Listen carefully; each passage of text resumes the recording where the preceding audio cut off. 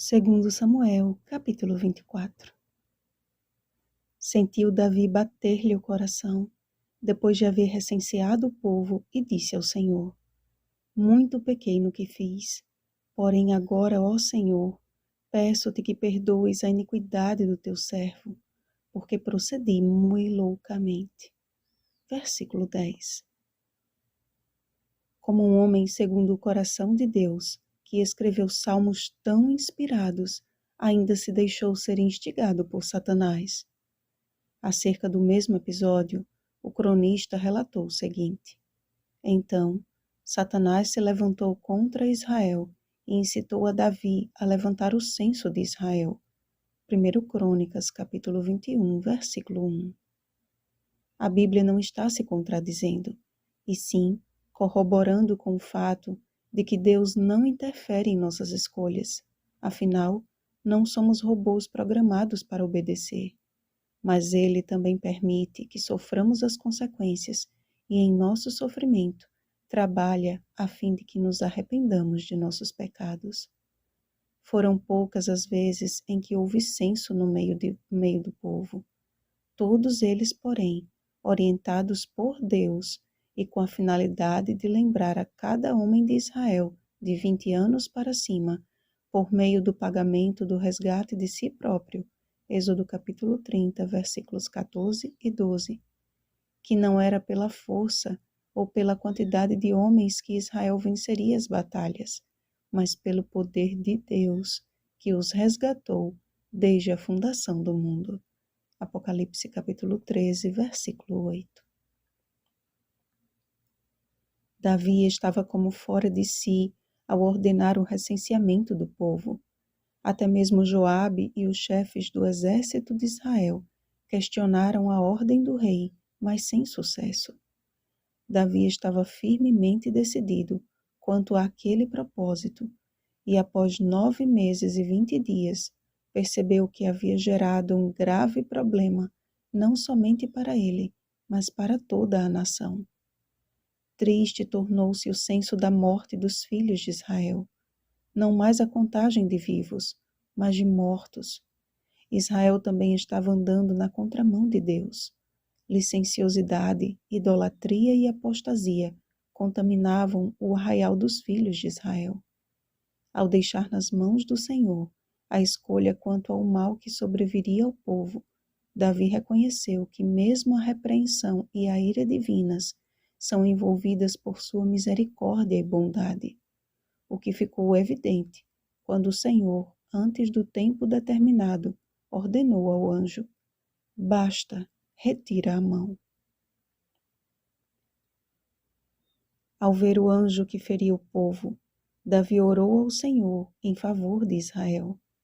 Com olhos de terno pastor clamou: Eu é que pequei, eu é que procedi perversamente. Porém, estas ovelhas que fizeram? Contudo, apesar de sua responsabilidade como líder de Israel, a ordem do Senhor dada por seu profeta, sobe, ecoava a seguinte verdade: Sobe, Davi, pois há um lugar mais alto do que o teu. E Davi fez como deveria ter feito desde o princípio. Fez tudo como o Senhor lhe havia ordenado. Quantos sofrimentos poderiam ser evitados se sempre dessemos ouvidos à palavra de Deus? Ali, naquela eira, Davi apresentou holocaustos e ofertas pacíficas, mas jamais ofereceria ao Senhor holocaustos que não lhe custassem nada. Os holocaustos eram um símbolo da justiça do Cordeiro de Deus. Já o preço pago representava o arrependimento genuíno de Davi e seu amor e profunda gratidão pelo Senhor que o perdoou. É fácil para nós lermos todas essas histórias e apontarmos todos os erros como se jamais fôssemos capazes de cometê-los. Muitas vezes temos imitado, mesmo que não de forma proposital, a atitude do fariseu. Ó Deus, graças te dou porque não sou como os demais homens. Lucas capítulo 18, versículo 11. Quando estamos em um conflito onde qualquer desatenção de nossa parte pode incorrer em darmos ouvidos às ordens do adversário. O diferencial na vida de Jesus é que ele perseverou na palavra e na oração. Sua comunhão com o Pai era profunda e ininterrupta. Até o Getsêmani, a luta de Satanás era para que Jesus cedesse às suas sugestões. Mas ao perceber a firme decisão de Cristo de salvar a humanidade, concentrou-se em tornar o mais humilhante e doloroso possível os seus últimos instantes. Mesmo Pedro, que andou 3 anos e meio lado a lado com Jesus, ludibriado por Satanás, teve que ouvir de seu amado mestre a dura repreensão. Arreda, Satanás, tu és para mim pedra de tropeço, porque não cogitas das coisas de Deus e sim das dos homens. Mateus capítulo 16, versículo 23. Mas após sua genuína conversão, Pedro e os demais apóstolos, cheios do Espírito, depois de uma severa sessão de açoites, se retiraram do sinédrio, regozijando-se por terem sido considerados dignos de sofrer afrontas por esse nome.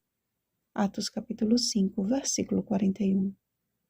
Ou seja, quando Satanás percebe que não pode ser ouvido, ele torna a vida do cristão o mais difícil possível. Como Cristo não desistiu de sua missão em nosso favor, e como os discípulos não desistiram de sua missão por amor a Cristo, que as nossas feridas não nos afastem do Senhor, mas nos motivem a oferecer o nosso coração inteiramente a Ele. Assim como o pecado de Davi produziu consequências desastrosas, não somente para ele, mas para Israel, também o seu arrependimento e submissão à vontade de Deus resultou em favor para todo o povo. Assim, o Senhor se tornou favorável para com a terra e a praga cessou de sobre Israel.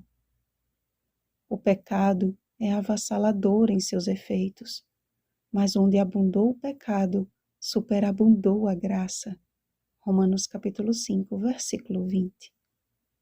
E mais tarde, sobre a eira que lembrava o grave pecado de Davi e a morte de tantas pessoas, Deus orientou Salomão a ali edificar o seu tabernáculo. Segundo Crônicas capítulo 3, versículo 1, como um memorial de sua graça e misericórdia. Não fomos chamados para recensear quem está preparado para a guerra e quem não está. Neste grande conflito, nossa missão consiste em entregar nossa vida inteiramente aos cuidados do Senhor. É somente quando isso acontece que somos habilitados pelo Espírito a agir em favor de nossos pequeninos irmãos.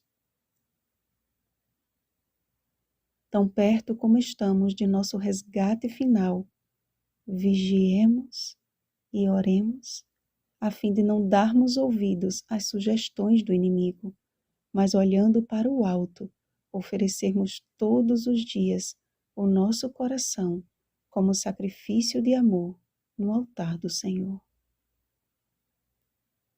Bom dia, fiéis em Cristo. Rosana Garcia Barros.